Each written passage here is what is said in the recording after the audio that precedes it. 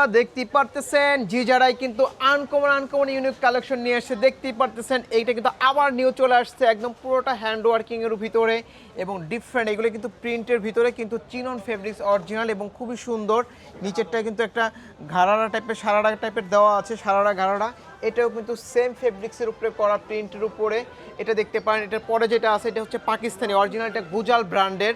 ঠিক আছে এটাও কিন্তু খুব সুন্দর এটা ওড়নাটাও ফুল কাজ করা এবং বডিটার উপরে দেখতেই পাচ্ছেন খুব সুন্দর হাতের কাজ করা এবং অল বডিটাই হচ্ছে